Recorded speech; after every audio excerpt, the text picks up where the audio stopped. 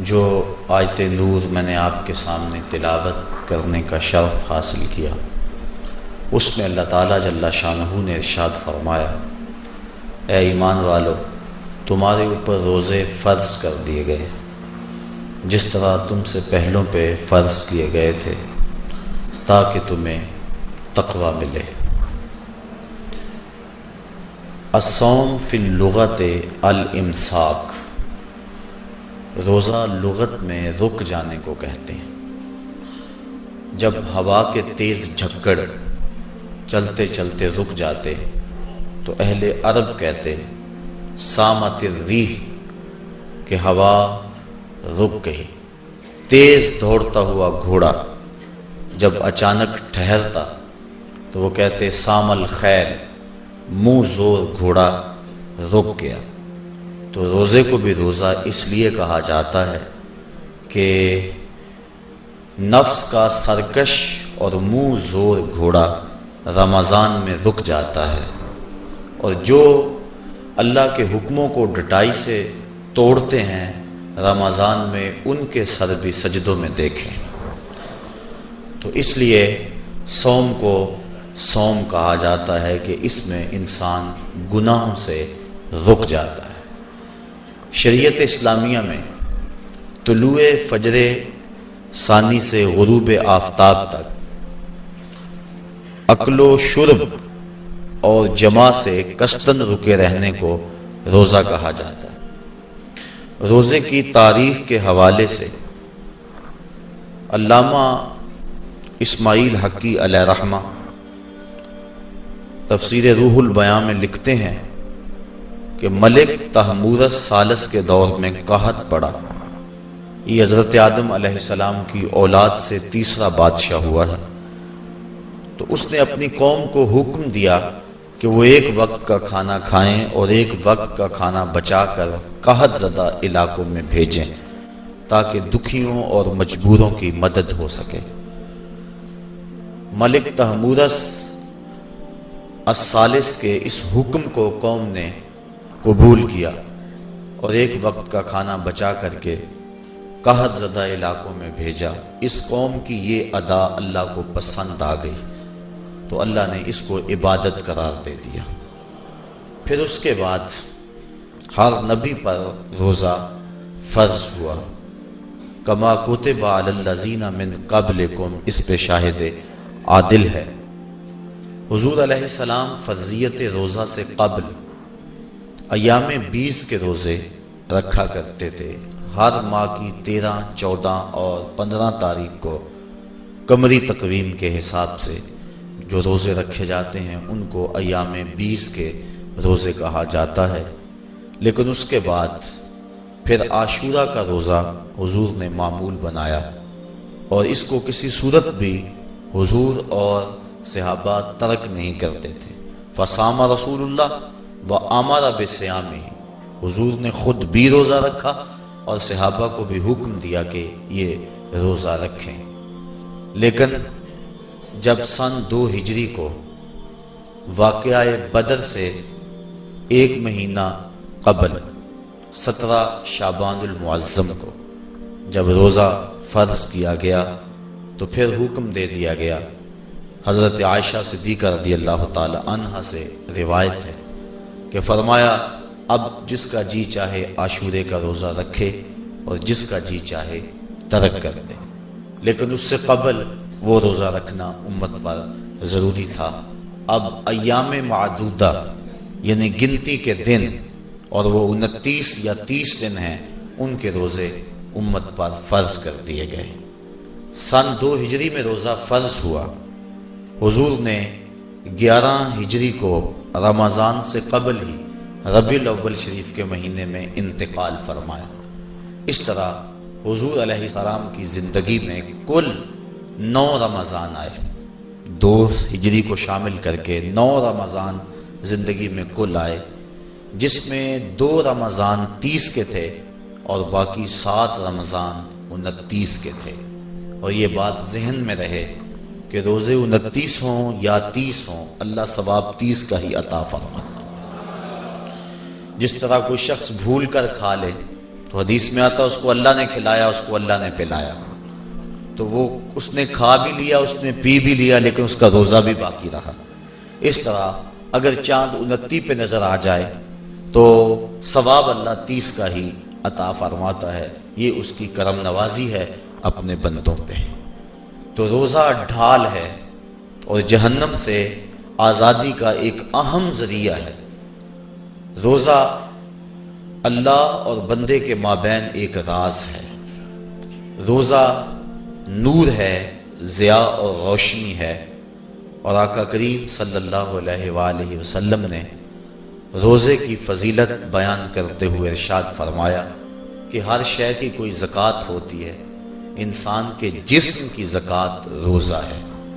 اگر روزہ رکھے گا تو جسم زکوٰۃ ادا کرے گا، جس طرح زکوٰۃ سے مال پاک ہوتا ہے، روزے سے جسم پاک ہو جاتا ہے۔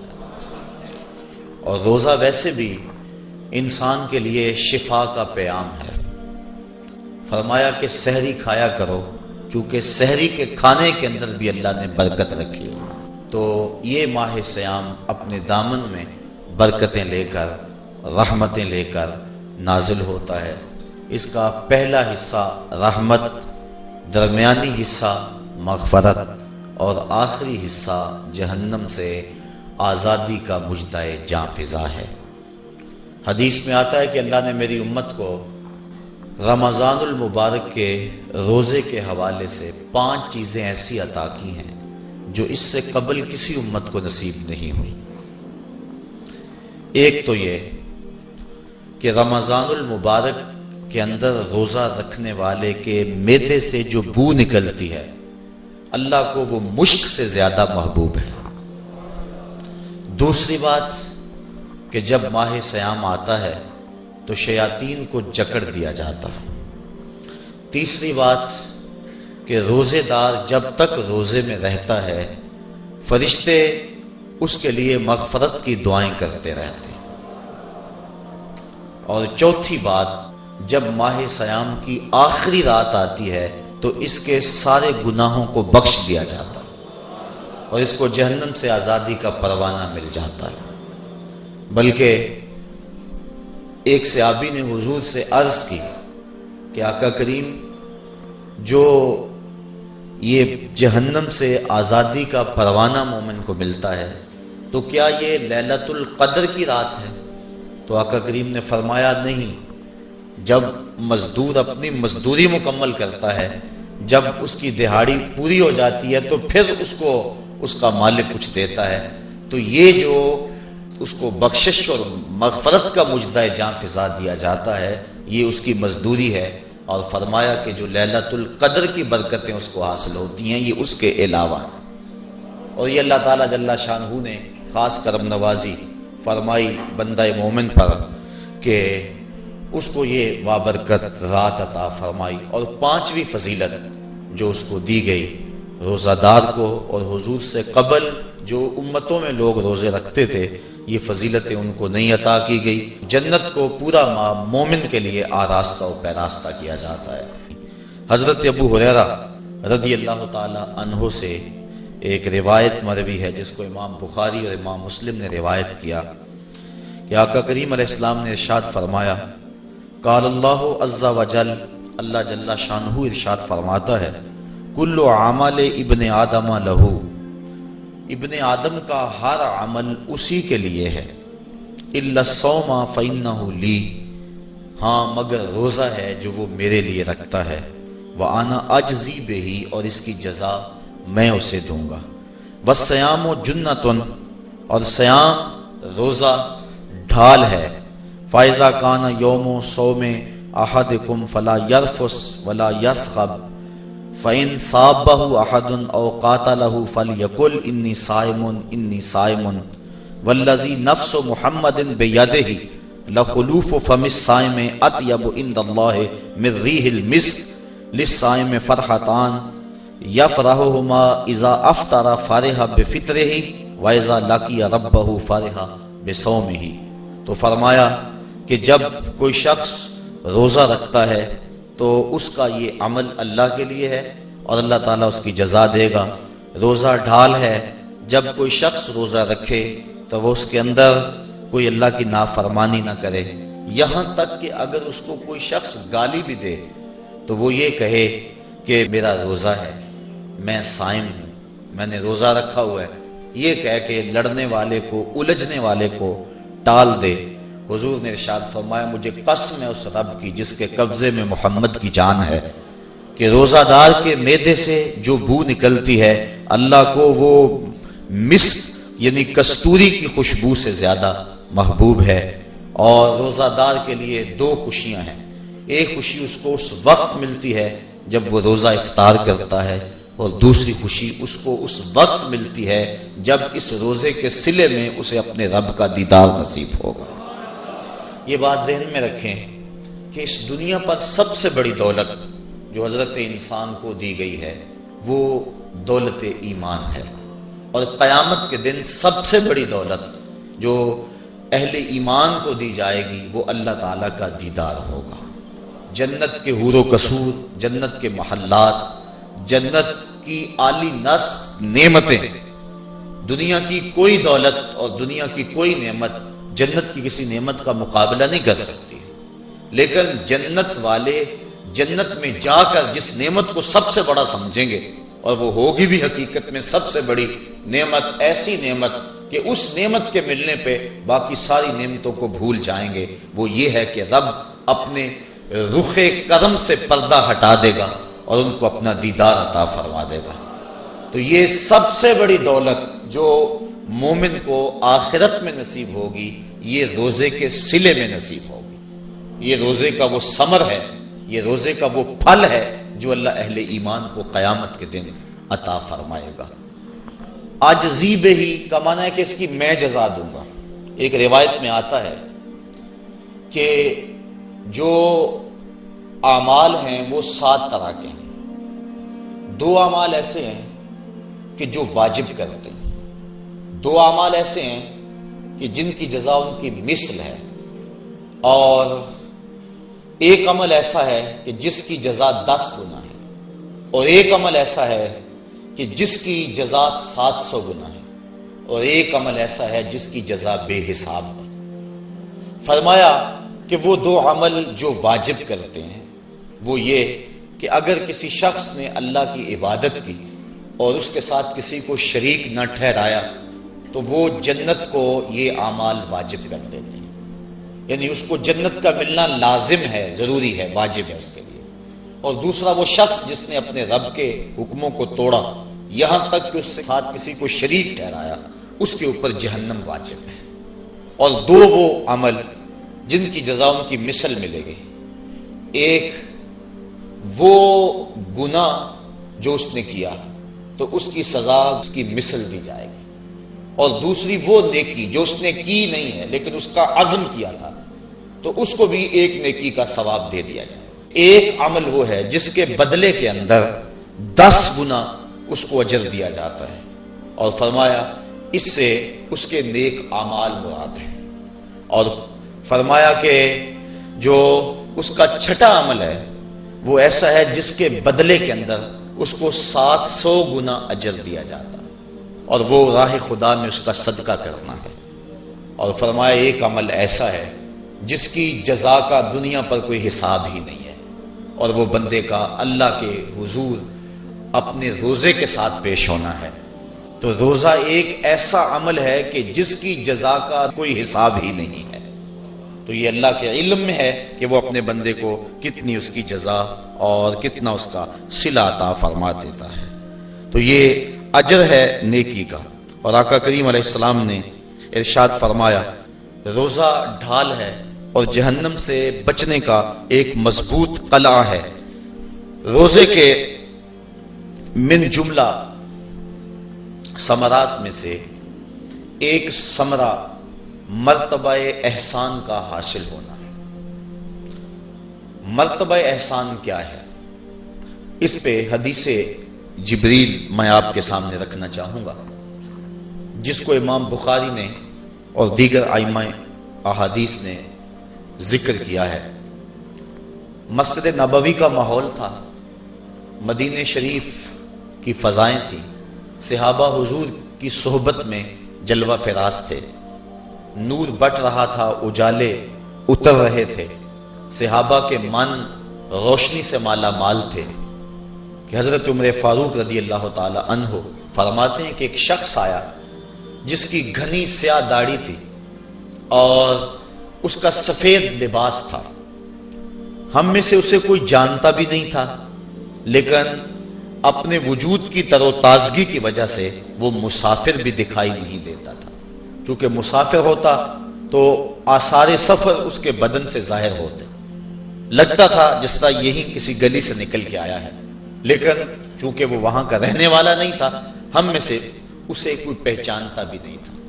اب وہ حضور کی خدمت میں آیا، فَأَسْنَدَ رُكْبَتَيْهِ إِلَىٰ رُكْبَتَيْهِ، اور اپنے گھٹنوں کو جوڑ کر حضور کے گھٹنوں کے ساتھ ملا کر بیٹھ گیا، اور حضور علیہ السلام سے عرض کرتا ہے کہ حضور مجھے خبر دیجئے کہ ایمان کیا ہے۔ حضور نے ارشاد فرمایا ایمان یہ ہے کہ تو اللہ پر ایمان لائے، اس کے رسول پر ایمان لائے، پچھلی کتابوں پہ ایمان لائے، اچھی بری تقدیر پہ ایمان لائے، فرشتوں پہ ایمان لائے۔ بتایا حضور نے تو اس نے کہا صدقتا، آپ نے سچ کہا۔ کہتے ہیں ہمیں بڑا تعجب ہوا کہ خود ہی سوال کرتا ہے اور خود ہی تائید کر دیتا ہے۔ پھر کہنے لگا اسلام کیا ہے؟ تو حضور علیہ السلام نے فرمایا اسلام یہ ہے کہ تو نماز پڑھے، روزہ رکھے، حج کرے، زکوٰۃ ادا کرے، اراکین اسلام اس کو بیان کیے۔ کہنے لگا آپ نے سچ کہا۔ کہتے ہیں ہمیں پھر تعجب ہوا کہ خود ہی ایک بات کہہ رہا ہے اور خود ہی پھر اس کی تصدیق کر رہا ہے۔ کہتے ہیں پھر وہ پوچھتا ہے مل احسان، حضور احسان کیا ہے؟ تو حضور علیہ السلام نے جواباً فرمایا ان تعبد ربک کأنک تراہ، احسان یہ ہے کہ تو اللہ کی عبادت اس طرح کرے کہ گویا تو اسے دیکھ رہا ہے، اور اگر یہ کیفیت تجھے نصیب نہیں ہوتی تو کم از کم یہ کیفیت نصیب ہو جائے کہ وہ تجھے دیکھ رہا ہے۔ تو وہ کہنے لگا ہاں آپ نے سچ کہا۔ پھر اس کے بعد اس نے قیامت کی کچھ نشانیوں کے بارے میں سوال کیا، تو حضور علیہ السلام نے جواب مرحمت فرمائے۔ جب وہ شخص اٹھ کے چلا گیا تو حضور نے فرمایا عمر جانتے تھے یہ شخص کون ہے؟ کہا اللہ و رسولہ عالم، اللہ اس کا رسول خوب جانتا ہے۔ فرمایا ھذا جبریل، یہ جبریل امین تھا اور تمہیں تمہارا سکھانے کے لیے آیا تھا۔ جبریل نے جب امت کو دین سکھایا تو سب سے پہلے یہ بات سکھائی کہ حضور کی چوکھٹ میں بیٹھنے کا ادب کیا ہے۔ دونوں گھٹنے بچھا کر وہ اس طرح حضور کی چوکھٹ میں ادب کے ساتھ بیٹھا، اور اس کے بعد حضور سے اس نے سوالات کیے۔ تو فرمایا یہ جبریل امین تھے جو تمہیں تمہارا دین سکھانے کے لیے آئے تھے۔ تو جبریل امین نے جو دین سکھایا، جو چیزیں پوچھی وہ تین چیزیں تھیں، ایمان کیا ہے، اسلام کیا ہے اور احسان کیا ہے۔ تو احسان تیسری چیز ہے جس کو ہم اپنی زبان کے اندر تصوف کہتے ہیں، جس کو ہم طریقت کا نام دیتے ہیں۔ تو اس کو درجہ احسان یا مرتبہ احسان کہا جاتا ہے، اور یہ دین کی روح ہے۔ جو لوگ طریقت کا انکار کرتے ہیں وہ دین کی روح کا انکار کرتے ہیں۔ تو حضور علیہ السلام نے جو طریقت بیان فرمائی وہ یہ تھی کہ اللہ کی عبادت تو اس طرح کرے کہ جس طرح تو اسے دیکھتا ہے۔ اگر یہ کیفیت مل جائے تو سبحان اللہ، لیکن اگر یہ کیفیت نہیں ملی تو کم از کم یہ کیفیت تو ملے کہ وہ مجھے دیکھ رہا ہے، اور اگر یہ کیفیت بھی مل جائے کہ وہ مجھے دیکھ رہا ہے تو بتائیے کہ پھر انسان کی زندگی میں کتنا سرور آ جائے گا کہ جب وہ نماز کے لیے کھڑا ہو تو اس تصور میں ڈوب جائے کہ میرا مالک تو مجھے دیکھ رہا ہے، تو پھر نماز کا کتنا سرور آ جائے گا اس کو۔ اور جب وہ کوئی اور نیک عمل کر رہا ہو تو اس تصور میں ڈوب جائے کہ میرا مالک میرے اوپر نگاہ لطف فرما رہا ہے، تو پھر اس کی کیفیت کا عالم کیا ہوگا۔ تو پہلی کیفیت کہ تو اسے دیکھ رہا ہے۔ حضرت علی المرتضیٰ رضی اللہ تعالی عنہ سے کسی نے پوچھا جس رب کی عبادت کرتے ہو کیا اس کو کبھی دیکھا بھی ہے؟ تو حضرت علی المرتضیٰ نے جواباً کہا لم اعبد ربا لم اراہ، اے صاحب کبھی کبھی کی بات کیا کرتا ہے، علی تو اتنی دیر تک سجدے سے سر ہی نہیں اٹھاتا جب تک اس کے جمال جہاں آرا سے فیض یاب نہیں ہو جاتا۔ حضرت داتا گنج بخش علی حجویری علیہ رحمہ کشف المعجوب کے اندر ایک حدیث نقل کرتے ہیں کہ حضور علیہ السلام نے ارشاد فرمایا کہ فاقہ کشی اختیار کرو اور بھوک اور پیاس برداشت کرو، ممکن ہے کہ اس دنیا کے اندر تم اپنے دل کی آنکھوں سے اپنے رب کا مشاہدہ کرو۔ تو یہ جو مرتبہ احسان ہے، جو مومن کا مقصود ہے، وہ اس کو حاصل ہوگا روزہ رکھنے سے۔ اور اگر چلو کسی روزہ دار کو یہ کیفیت نہ ملے کہ وہ اپنے رب کے جمال جہاں آرا کو دیکھ لے، اس کے جلووں کو دیکھ لے، اس کے دیدار کی دولت سے مالا مال ہو جائے، اس کا دل اس کی محبت میں ایسا ڈوبے کہ وہ جدھر دیکھے اسی کے جلووں کو ہی دیکھتا چلا جائے، اگر روزہ دار کو ایسی دولت نہ بھی نصیب ہو تو کم از کم روزہ دار کو یہ دولت تو ضرور ملے گی کہ وہ اس احساس میں ڈوب جائے گا کہ میرا رب مجھے دیکھ رہا ہے۔ گناہگار سے گناہگار شخص بھی کڑکتی ہوئی دوپہر میں ٹھنڈا پانی دستیاب ہونے کے باوجود ایک گھونٹ بھی حلق سے نیچے نہیں اتارتا، کیوں؟ اس لیے کہ میرا مالک تو مجھے دیکھ رہا ہے۔ تو یہ احساس اس کو آیا کہ نہ آیا؟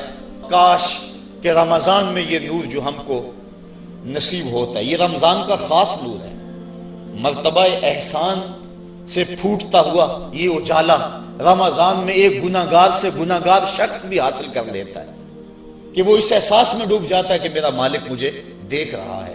کاش کہ وہ اس کو اندر سمو لے اور اس کو دل کی ایک ایک پرت پہ رکھ لے اور اس کو سجا لے اور اس دولت کو پھر جانے نہ دے، تو پھر اس کے لیے گناہ کرنا مشکل ہی نہیں محال ہو جائے گا۔ اس احساس سے پانی نہیں پیتا کہ میرا اللہ مجھے دیکھ رہا ہے، تو کیا مجھے یہ بتاؤ کہ جب وہ دکان پہ بیٹھ کے ڈنڈی مارتا ہے کہ اللہ اس وقت نہیں دیکھتا؟ جب وہ کسی کی جیب کاٹتا ہے اللہ اس وقت نہیں دیکھتا؟ جب وہ رشوت لے رہا ہوتا ہے اللہ اس وقت نہیں دیکھتا؟ کہ اللہ تعالیٰ صرف رمضان میں دیکھتا ہے، غیر رمضان میں نہیں دیکھتا؟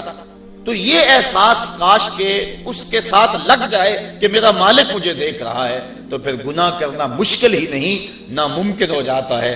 ساتویں کوٹھڑی میں جب سارے دروازے بند کر کے بت کے اوپر موٹا کپڑا ڈال کے زلیخا بولی ہے تالک یوسف اب آ جاؤ نا، اب تو کوئی نہیں دیکھ رہا ہے، تو یہی احساس تھا جس نے روشنی دی۔ قال معاذ اللہ، کہا اللہ کی پناہ، تو اپنے معبود سے موٹی چادر ڈال کر چھپ گئی، لیکن میرا خدا تو ساتویں کوٹھڑی میں بھی دیکھ رہا ہے۔ پھر اتنی روشنی برسی، اتنے اجالے اترے کہ گناہ کیا، گناہ کا تصور بھی محال ہو گیا۔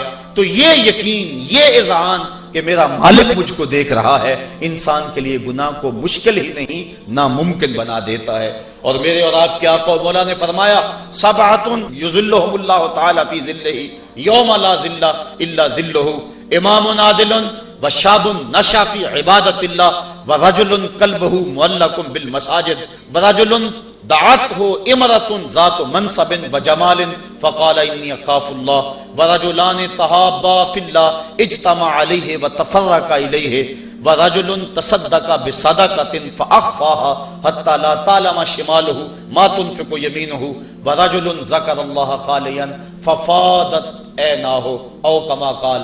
حضور ارشاد فرماتے ہیں کل قیامت کے دن جب کوئی سایہ نہیں ہوگا، 7 اشخاص ایسے ہیں اللہ تعالیٰ جنہیں اپنے عرش کا ٹھنڈا سایہ نصیب فرمائے گا۔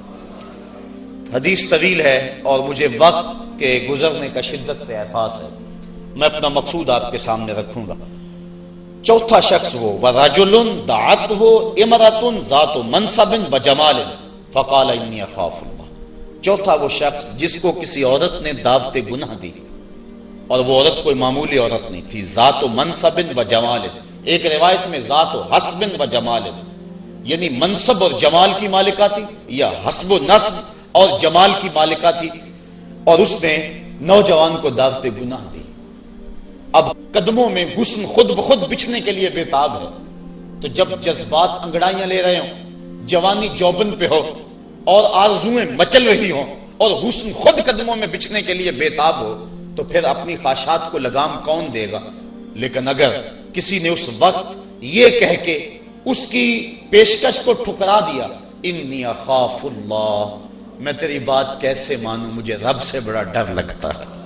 حضور فرماتے ہیں جب کسی عورت نے اس کو دعوت گناہ دی یا کوئی مرد کسی عورت کو دعوت گناہ دینے لگا تو اس نے کہا انی اخاف اللہ، میں تیری بات نہیں مان سکتا کہ مجھے اللہ سے ڈر لگتا ہے۔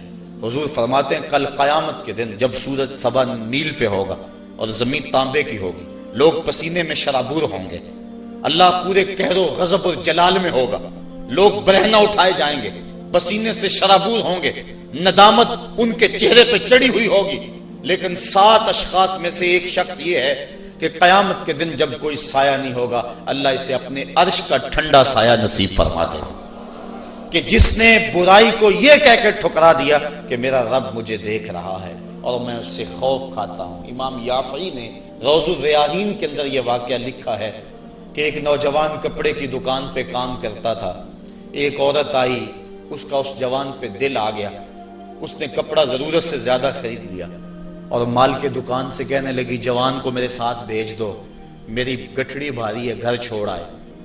مال کے دکان اس کی نیت سے آگاہ نہ ہو سکا، اس نے نوجوان کو ساتھ بھیج دیا۔ جب وہ اس کو گھر لے گئی، اندر داخل کر کے دروازہ بند کر لیا اور دعوت گناہ دینے لگی۔ اس نوجوان نے کہا انی اخاف اللہ، میں اللہ سے ڈرتا ہوں، لیکن وہ ڈرتا تھا، وہ تو نہیں ڈرتی تھی۔ اس نے ہر قسم کا ڈورا پھینکا، ہر جتن کیا، ہر ہیلا آزمایا، لیکن وہ نوجوان قابو نہ چڑھا، چونکہ وہ صرف حسین ہی نہیں اللہ کا ولی بھی تھا، صرف اس کا چہرہ ہی روشن نہیں تھا، اس کے من میں بھی اجالے تھے، اور اس نے بڑی کوشش کی لیکن نور کو رسیوں میں جکڑا تو نہیں جا سکتا۔ خیر، اس نوجوان کے دل میں آیا کہ یہ شیطان کا خطرناک روپ ہے، کہیں ایسا نہ ہو کہ میں اس کے پنجے میں پھنس جاؤں۔ اس نے ایک بہانہ کیا اور باتھ روم میں چلا گیا، جو پخانہ کیا اس کو اپنے بدن پہ مل لیا اور اسی حالت میں باہر آ گیا۔ جب اس عورت نے دیکھا اس کا نشہ حرن ہو گیا، دروازہ کھول دیا، اس نے کہا یہ تو کوئی مجنون ہے، یہ تو کوئی پاگل ہے۔ اس نے دل ہی دل میں اللہ کا شکر ادا کیا کہ میرا بدن گندا ہو گیا، میرا من تو ستھرا رہا۔ کائنات کا سب سے حسین چہرہ وہ ہے جو جنسی کالک سے محفوظ ہو۔ تو وہ باہر گیا اور باہر ایک چشمہ ابل رہا تھا، وہاں جا کے اس نے غسل کیا۔ امام یافعی لکھتے ہیں جب تک وہ زندہ رہا اس کے جسم سے مشک و عنبر کی خوشبو آیا کرتی تھی، اور جب وہ مر گیا لوگوں نے اس کو دفن کر دیا، یہ خوشبو اس کی قبر کی مٹی سے بھی آیا کرتی تھی۔ تو جو اللہ سے ڈرا کہ میرا مالک مجھے دیکھ رہا ہے، تو اللہ تعالیٰ اس کی کیسی ناز برداریاں فرماتا ہے، اس کے اوپر کتنے کرم اس کے اترتے ہیں۔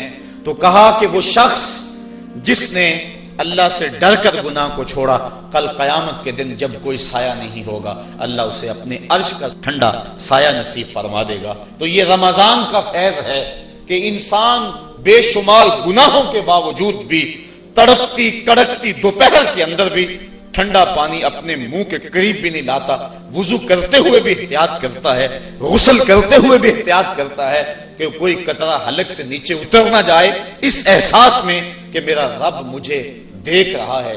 یار روزے کا اور کیا ثمرہ چاہیے کہ وہ جو دولت صوفیاء نے زندگیاں کھپا دی، جس دولت کو حاصل کرنے کے لیے، مرتبہ احسان کو پانے کے لیے روزے دار نے سحری کھائی، ابھی جو ہے وہ سحری کا وقت ختم ہوا تھا کہ یہ احساس اس کے ساتھ لگ گیا، اور وہ تنہائی کے اندر بھی اللہ سے ڈرتا ہے اور کھانے پینے سے باز رہتا ہے، اس تصور کے ساتھ کہ میرا مالک مجھے دیکھ رہا ہے۔ روزے کا ایک ثمر اور ایک پھل یہ ہے کہ بندے کو تقوی کا نور نصیب ہوتا ہے، اور اللہ تعالیٰ نے یہاں قرآن مجید کے اندر جہاں روزے کی فرضیت کا ارشاد فرمایا، وہاں ساتھ یہ بات فرمائی کہ اس لیے تمہارے اوپر روزہ فرض کیا گیا ہے تاکہ تم متقی بن جاؤ۔ یہ مقصد روزہ ہے، اللہ یہ چاہتا ہے، ورنہ اس کو کیا ضرورت ہے کہ بندے کو بھوکا اور پیاسا رکھے، وہ تو چاہتا ہے کہ یہ برائیوں سے باز آ جائے۔ بلکہ بخاری شریف کی حدیث ہے، حضور علیہ السلام نے ارشاد فرمایا من لم یدع قول الزور والعمل به فلیس للہ حاجۃ فی ان یدع طعامہ وشرابہ، جو شخص جھوٹ اور جھوٹے کام نہیں چھوڑتا، اللہ کو اس کے بھوکا اور پیاسا رہنے کی کوئی ضرورت نہیں ہے۔ اللہ نہیں چاہتا کہ وہ بھوک اور پیاس کی مشقت گوارا کرے، اس کا تو مقصود یہ ہے کہ اس کے دل کے اندر اس کی خشیت پیدا ہو جائے، اسی لیے اس نے روزہ ہمارے اوپر فرض کیا ہے، ورنہ وہ کیسے چاہتا ہے کہ میرا بندہ بھوکا رہے؟ ایک ماں نہیں چاہتی کہ میرا بیٹا بھوکا رہے، اور جو 70 ماؤں سے زیادہ پیار کرتا ہے اس نے کیسے چاہ لیا کہ میرا بندہ بھوکا رہے؟ ماں کے پیار کو دنیا کے کسی ترازو پہ نہیں تولا جا سکتا، اور جو مالک ہے، ماں کو اتنا پیار بیٹے سے کس لیے ہے؟ اس لیے کہ اس نے بیٹے کو جنم دیا، جس نے جنم دیا اس کو اتنا پیار ہے، تو جس نے تخلیق کیا اس کو کتنا پیار ہوگا۔ تو ماں نہیں چاہتی میرا بیٹا بھوکا رہے، تو مالک نے کیسے چاہ لیا؟ چلو آؤ پھر ماں کی گود میں آ جائے۔ ماں بیٹے کی آنکھ میں ایک آنسو بھی گوارا نہیں کرتی تھی۔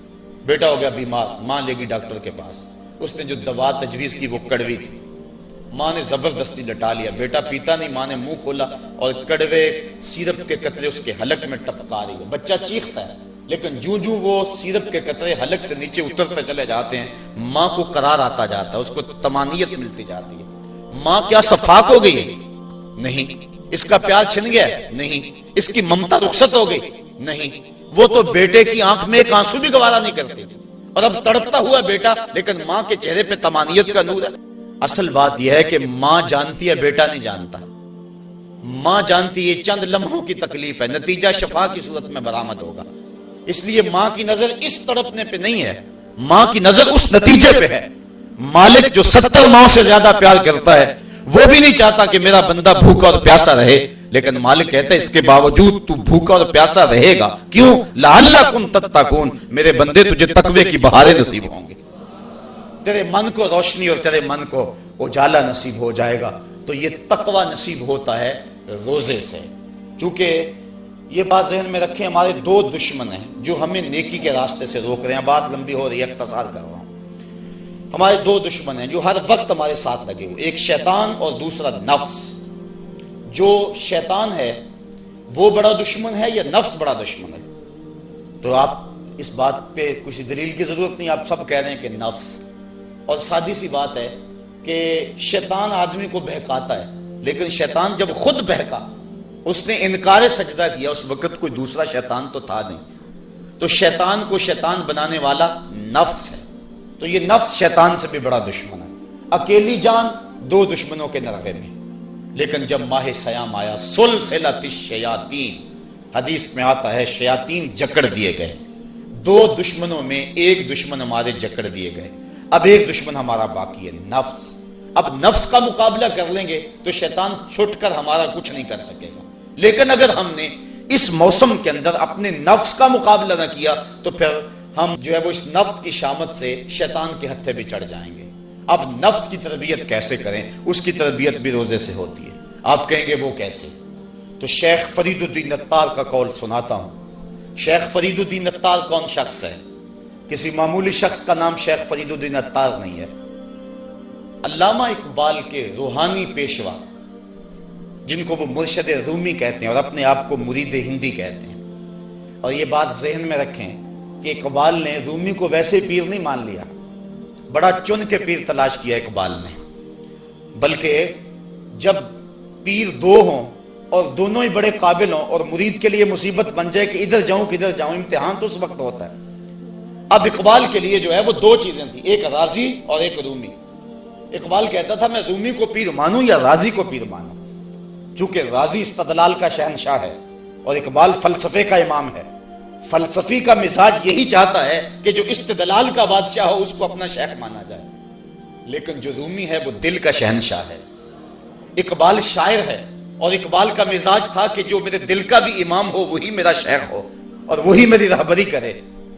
تو اقبال جو ہے وہ الجھا رہا اس معاملے میں، کیا کروں؟ وہ خود کہتا ہے اسی کشمکش میں گزری میری زندگی کی راتیں، کبھی سوز و ساز رومی، کبھی پیچ و تاب راضی۔ کبھی رومی کا سوز و ساز مجھے پسند آتا تھا، کبھی راضی کا جو ہے وہ مجھے پیچ و تاب پسند آتا تھا۔ پھر اقبال نے زندگی کی کئی بہاریں مرشد کے انتخاب کے اندر گزار دیں کہ میں رومی کے ہاتھ پہ بیعت کروں یا راضی کے ہاتھ پہ بیعت کروں۔ پھر ایک وقت آیا کہ اقبال نے خود کہا نئے مہرہ باقی ہے نئے مہرہ بازی، جیتا ہے رومی ہارا ہے راضی۔ وہ کہتا ہے رومی جیت گیا اور راضی ہار گیا۔ پھر اس نے رومی کو اپنا شیخ اور مقتدا مانا۔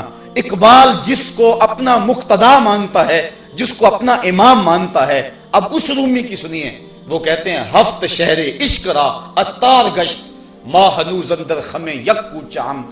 عشق کے 7 شہر حضرت شیخ فرید الدین عطار گھوم چکے ہیں، ہم پہلے شہر کی پہلی گلی کے کونے پہ کھڑے ہیں۔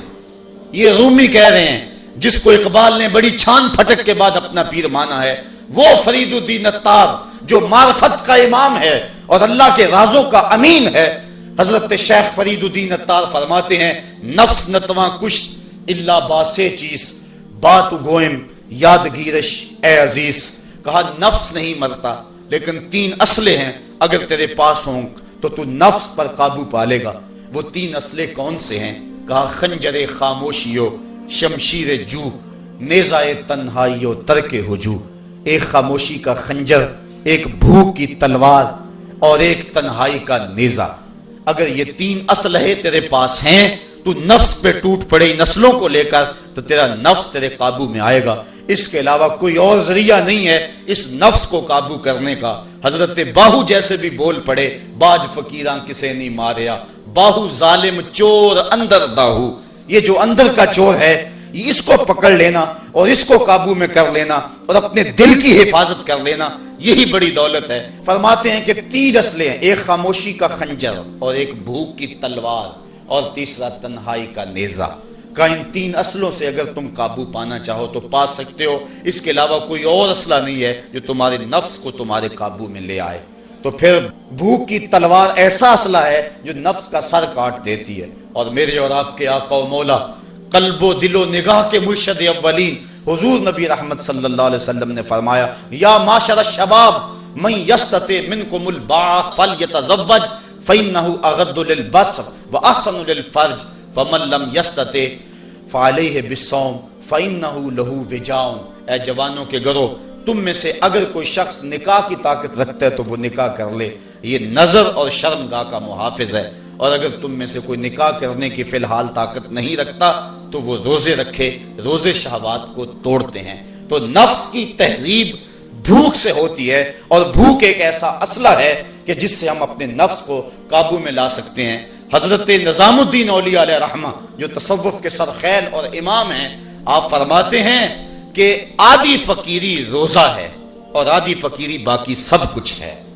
تو روزہ اگر نصیب ہو گیا تو پھر مالک کا قرب مل گیا، اور یہ تقوی کا نور ہمیں روزے سے حاصل ہوگا۔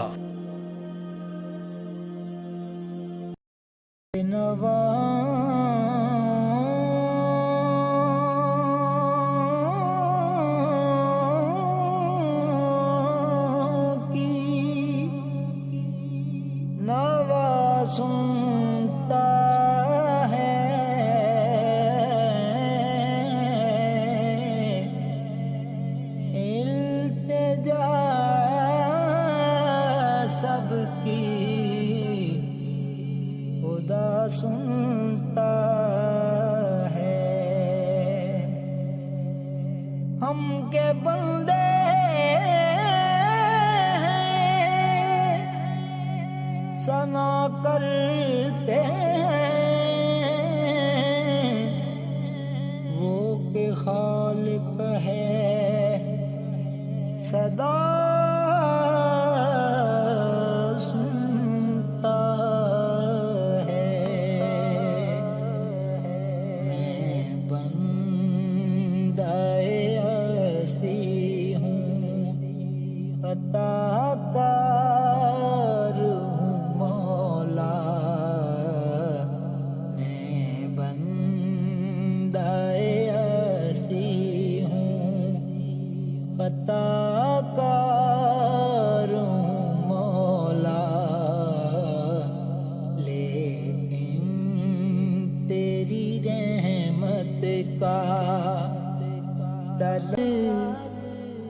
محبتاں والے لے گئے نال سے دل نہیں لگتا یار محمد چاہیے کیڑے پاسے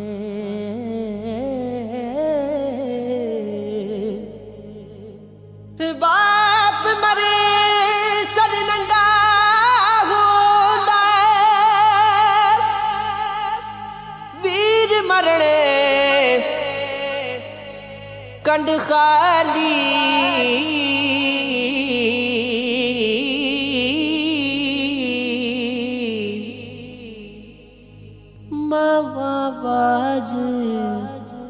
محمد بخشا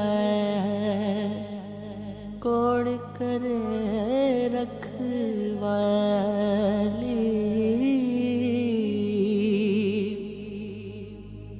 پائی پایاں دے درد وڈوں دے ہوئے پائی پایاں دے درد